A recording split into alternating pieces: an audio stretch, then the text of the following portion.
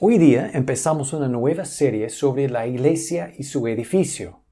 Y habiendo dicho la iglesia y su edificio, estamos señalando que la iglesia no es su edificio. La iglesia no es un edificio. Es distinto del edificio en que se congrega. La iglesia y su edificio. En este estudio yo quiero examinar y profundizarnos un poco en la relación entre la iglesia y su edificio.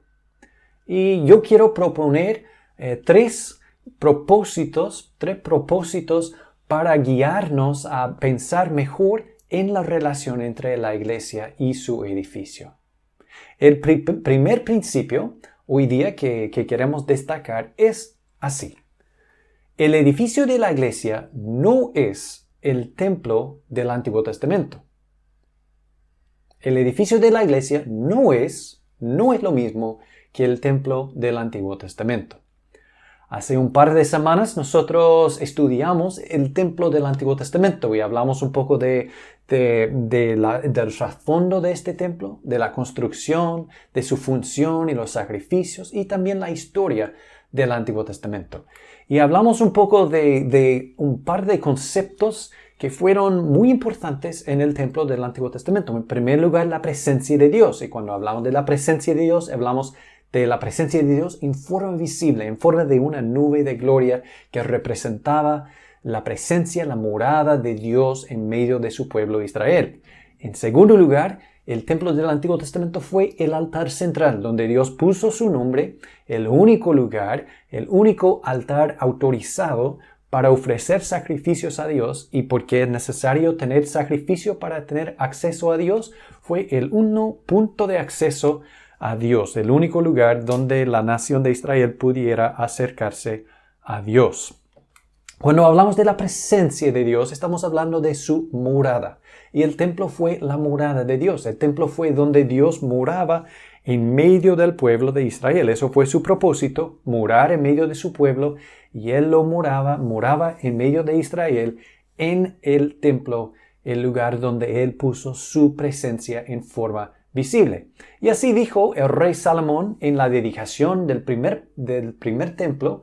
Él dijo: yo he edificado casa por morada para ti, sitio en que tú habites para siempre. Entonces, este templo fue la morada de Dios en la tierra. También este versículo de Salmo 132 que hemos destacado varias veces: Jehová ha elegido a Sión, este monte, esta ubicación. La quiso por habitación para sí. Entonces, la presencia de Dios hablaba de su morada en medio de su pueblo, en forma visible, en forma física, en la tierra. El templo del Antiguo Testamento fue la morada de Dios.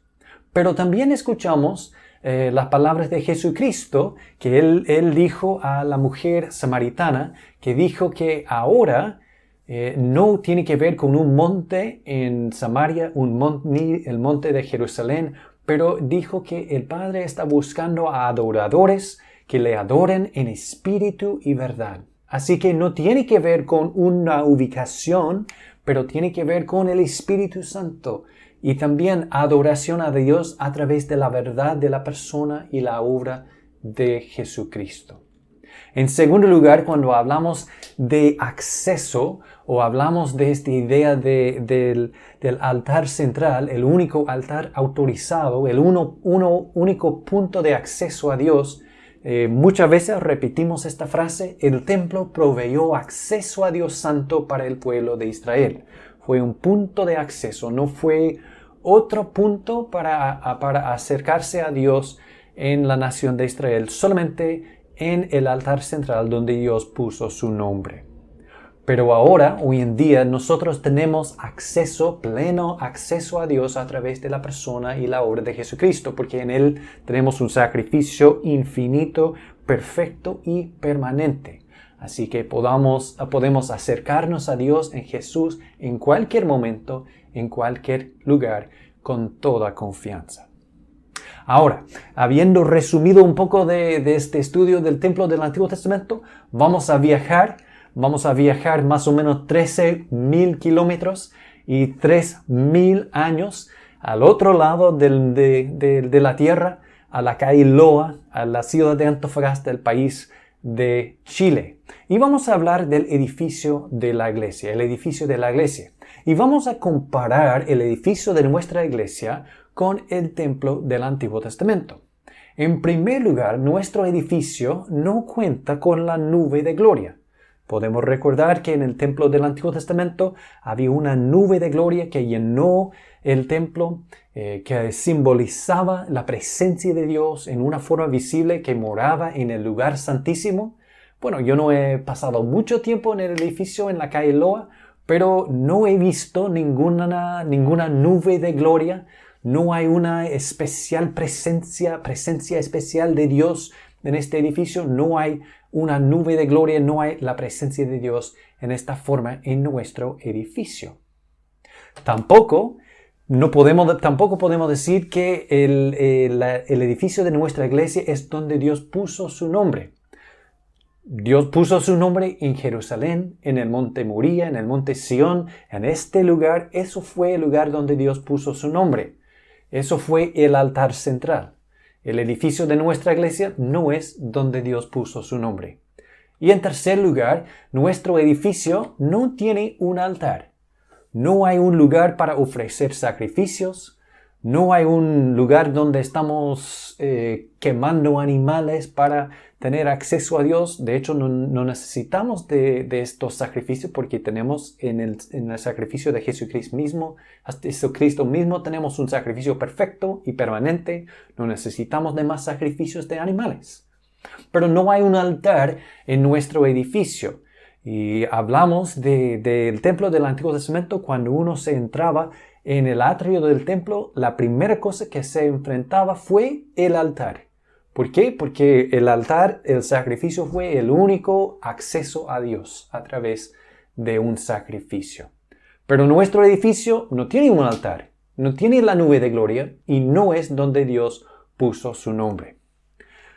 No obstante, muchas veces nos referimos a nuestro edificio con términos que tienen que ver con el templo del Antiguo Testamento. Y eso no es un pecado, pero no es muy bueno porque estamos confundiéndonos un poco en cuanto a dos cosas, en cuanto a dos conceptos bíblicos. Estamos confundiendo un poco cuál es el templo del Antiguo Testamento y a la misma vez estamos confundiendo cuál es la iglesia del Nuevo Testamento. Pero a veces ocupamos términos del templo del Antiguo Testamento para referirnos al edificio de nuestra iglesia. Pero podemos ver y podemos entender que el edificio de la iglesia, por ejemplo, no es el santuario. Cuando la Biblia habla del santuario, no se refiere al edificio de una iglesia. No, habla del templo del Antiguo Testamento. Por ejemplo, David dice, Salmo 63, para ver tu poder y tu gloria, así como te he mirado en el santuario. ¿Dónde miró David el poder y la gloria de Dios? ¿Fue en un edificio de una iglesia? Obvio que no.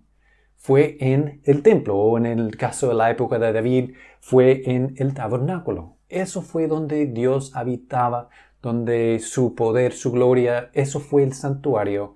El lugar santo, el lugar sagrado fue el templo o el tabernáculo del Antiguo Testamento. Así que el edificio de la iglesia no es el santuario. De nuevo, no es un pecado llamar a nuestro edificio el santuario, pero eso confunde varios conceptos bíblicos. Y mejor que no nos confundamos a nuestras visitas, a nuestros hijos. Mejor que seamos muy claros de cuál es el edificio de la iglesia y cuál es el templo del Antiguo Testamento. Tampoco el edificio de la iglesia no es la casa de Jehová. Aprendimos en nuestro estudio del templo del Antiguo Testamento que la casa de Jehová, esta frase siempre se refiere en el Antiguo Testamento al templo. El templo fue la casa, la habitación, la morada de Dios en la tierra. Y este versículo famoso, Salmo 122:1 dice, yo me alegré con los que me decían, a la casa de Jehová iremos. Bueno, este versículo no se refiere a un cristiano que se despierta el día domingo, el primer día de la semana, se levanta y dice, qué bueno, hoy día me voy a congregar con la iglesia. Entonces, no tiene nada que ver con esto. Entonces, cuando habla de la casa de Jehová, está hablando del templo. Y de hecho, este salmo parte de un grupo de salmos, los cánticos graduales que los peregrinos a Jerusalén cantaban llegando al templo 3 veces al año para adorar a Dios en las fiestas religiosas. Y también, si nosotros miramos un poco el contexto, el versículo después dice, nuestros pies estuvieron dentro de tus puertas, oh Jerusalén. Entonces, la casa de Jehová no habla del edificio de la iglesia, habla del templo del Antiguo Testamento. Ahora, en el Nuevo Testamento tenemos algo parecido, pero es distinto. Por ejemplo, en 1 de Timoteo 3, Pablo escribe a Timoteo y dice que él escribe para que él sepa cómo debe conducirse en la casa de Dios, que es la iglesia del Dios viviente. Ahora, 2 cosas. Yo quiero destacar, en primer lugar, quiero señalar que dice la casa de Dios es la iglesia del Dios viviente. La casa de Dios no es el edificio de la iglesia, es la iglesia misma. La casa de Dios es la iglesia del Dios viviente. Y podemos ver que es difícil entender cómo una casa, una estructura, un edificio puede ser un grupo de personas, ¿ya? Y eso tiene que ver con el segundo punto que quiero señalar, es que cuando Pablo dice la casa de Dios, no está hablando de una estructura, de un edificio, como en el Antiguo Testamento cuando hablamos de la casa de Jehová fue un edificio, el templo, que fue construido para una morada para Dios, pero está hablando de la casa en términos de una familia, el hogar. Dice, Pablo quiere que Pablo se comporte bien en la casa de Dios, dentro de la familia de Dios, que es la iglesia del Dios viviente. La iglesia es el grupo de los cristianos, los que están en Cristo juntos, congregados, es la familia o la casa de Dios. Y de hecho es lo mismo que dice Pablo en Efesios 2, dice, así que ya no sois extranjeros ni advenedizos, sino conciudadanos de los santos y miembros de la familia de Dios. Porque en Jesucristo somos ahora hijos de Dios.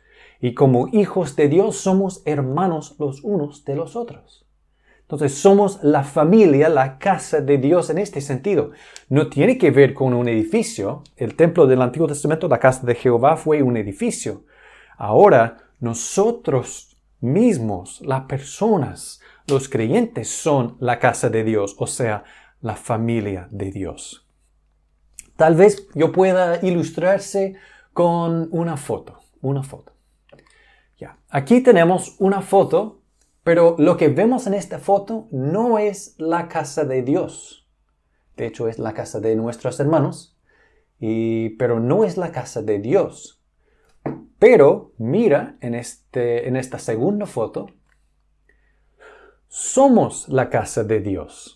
¿Sí? No tiene que ver con el edificio, no tiene que ver con la casa en sí, pero nosotros somos la casa de Dios, o sea, somos la familia de Dios.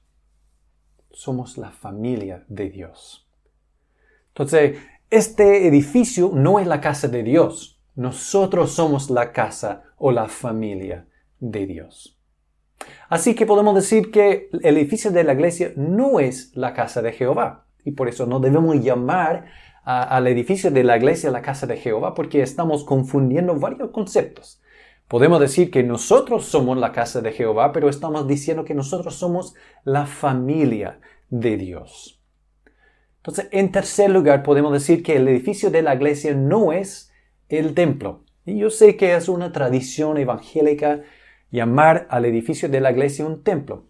Una vez más, no es un pecado, pero se confunda un poco los dos conceptos, el concepto de qué es el templo en el Antiguo Testamento y también qué es la iglesia y su edificio hoy en día. El edificio de la iglesia no es el templo.